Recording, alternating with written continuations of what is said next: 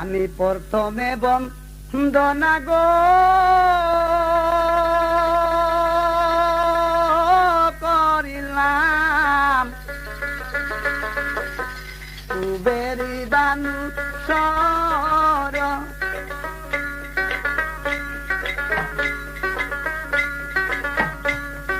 সেই দিকে উদয় গদানু চৌদিকে দয়ার আহ্লাদ সুশীলা সুন্দরী কিসা মল্লিক সানবাসার কিসা 1 নম্বর খণ্ড দেখতেছে। আপনারা দ্বিতীয় খণ্ড শোনার জন্য চ্যানেলটাকে সাবস্ক্রাইব করুন। তারপরে বন্ধ না গো করিলাম তোর শহর সেই কারণে কেন লইল জন্ম মালো মেরি পা দয়ার আহ্লাদ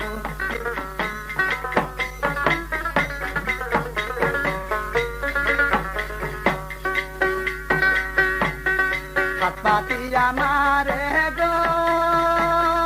পাথর পাতিয়া লয় বুকেতে পদিয়া পাত খন্দ খন্দ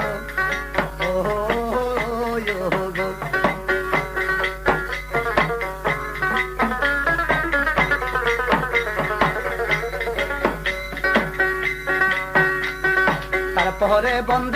না গো করিলাম পশ্চিমে শহর সেই কারণে কেন লইল জন্ম পিতা বাড়ি তো রায়ান গো দয়ার আহ্লাদ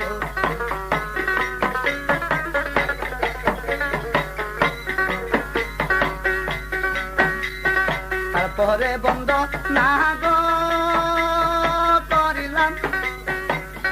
দক্ষিণে শহর সেইখানে থেকে লইল জন্ম তীর নদীসা গো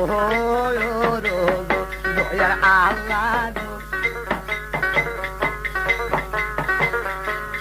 সেইখানে থেকে লইল জন্ম তীর নদীসা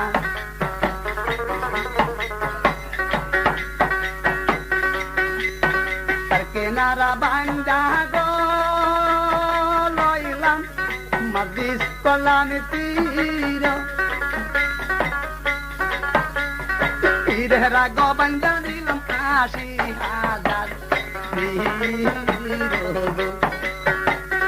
দয়ার আহ্লাদ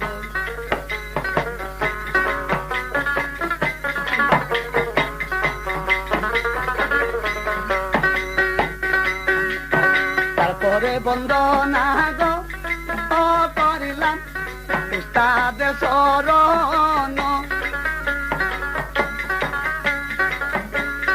উস্তাদ আমার সিরাজ মিয়া দিলাম করি সবার লোকি জনি গো উস্তাদ আমার সিরাজ মিয়া দিলাম করি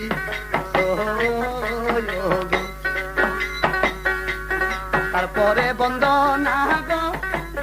করিলাম এসবার মাজারে হাজারো সালাম দিলাম এই সবার মা রে গো সবার লোকি জনি গো হাজারো সালাম দিলাম এই সবার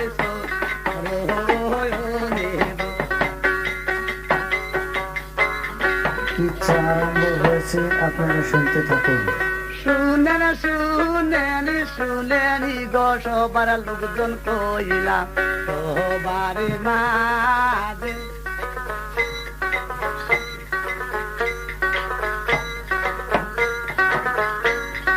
সুশীলা সুন্দরীর কিরসা গলিলাম বুঝি ও লোকজন এই না সবার মাঝে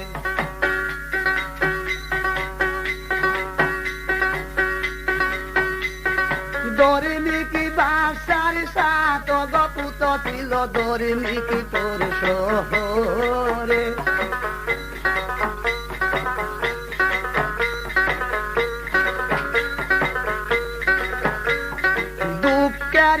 বসা লইয়া গো আইল লোকজন ও লোকজন দরি মিকি পুরুষ রে লম্বিক তানের কৃতা আমি আরম্ভ করিলাম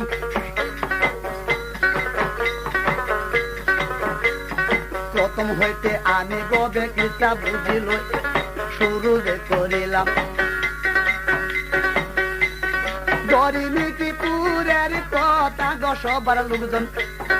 ও লোকজন এ কহনা দু গাইয়া গো শোনায়াম ধর্মিক বা সাতজন সাত পুত আছেন তখন সে কোন কাম করছে সাতটা পুত্রের তখন থাকবে তোর সামনে তখন আইনা তখন ক্লাস করছে যে বাবা আমি একটা একটা সাতটা পুত আমি সাজি করাইছি সাতটা পুতের বউ আমার বাড়িতে আনছি তবে সে আমি পুতের ঘরে না তিনি মুখ আমি দেখতে পারলাম না দুনিয়ার বুকে তবে সে একটা দুঃখ আমার অন্তর্গত রয়ে গেছে তো বাবা আমি তো সে মরণকালে বাবা তোমার কাছে একটি কথা আমি বলে যাই যদি আমার সাত পুতের বউর কাছে যদি কোনো পুতের বউর কাছে যদি সন্তানাদি হয় তবে সে বাবা তোমরা সাতটা ভাইয়াকে তো একটি কাজ করবা আমার তো সাতটা ভান্ডার আছে ধন মালমাতা বহুত কিছু আছে আল্লাহ তাআলা দিয়েছে আমার দান করিয়া তবে সেই সাতটা মুলুক আমাদের আমার দুলফিরা দিবাল ধর্মী বর্ষা হতে না দিচ্ছে আর সাতটা ভান্ডার আমাদের মালমাতা যত আছে সমস্ত সে তোমরা 7 দিন মতো সেই দান দক্ষিণা করে ভিক্ষা তোমরা দেবে এই কথা কয়ে সে ধর্মী বর্ষা সে কুগাম করছে কিছুদিন সে পার হয়ে গেছে ধর্মী বর্ষা সে ইন্তিকাল হয়ে গেছে 7 ভাইয়ের মধ্যে যে বড় ভাই আছে সে আব্দুল বাদশা ধর্মী বর্ষা বাসায় রাজ সিংহাসন তারা সবাইকে তো তারা সমঝাই দিচ্ছে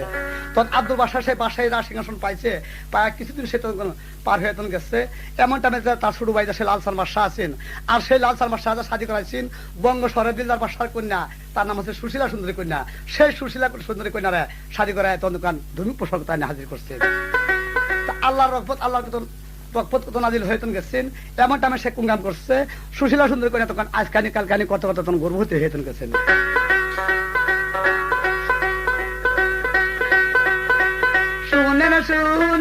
শুনেনি গো সবার লোকজন কইলা সবার মাঝে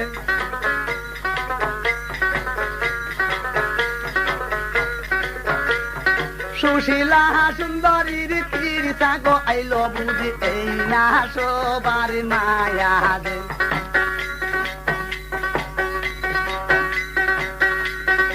এক মাস 2 মাস 3 মাস গেল 4 মাস 5 মাস 6 মাস গেল 7 মাস 8 মাস কাম করিল 8 মাসের গর্ভবতী সুশীলা হইল স্বামী স্বামী স্বামী বুঝি লালসানো দুছিল স্বামীর না সাথে বুঝি সুশীলা ঘুমাইল সকালে সুশীলা কাম করিল এমন একটা স্বপ্ন বুঝি দেখিতে পাইল স্বপ্ন দেখিয়া সুশীলা কান্দিতে লাগিল স্বামী স্বামী স্বামী গবুল্লা সুশীলা ও সুশীলা কান্দিতে লাগিল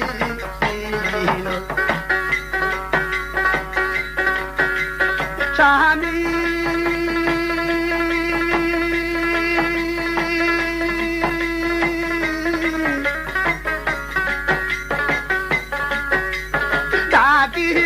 তোমারে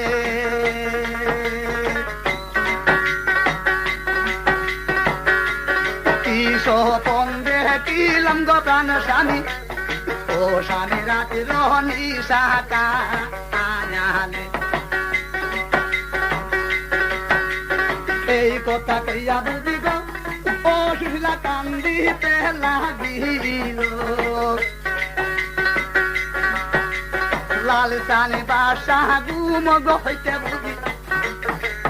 সজাগ হইয়া সুশীলার হাতে হেতেই ধরিল না সময় কালে রতন জিজ্ঞাসা করিল সুশীলার মনের কথা কহিতে লাগিল রতনী সকালে বুঝি গো ও স্বামীকে মন স্বপন দেখাইল স্বামীর না কাছে গো আইসা শুইলা ও শুইলা গো দুঃখের কথা দে কহিল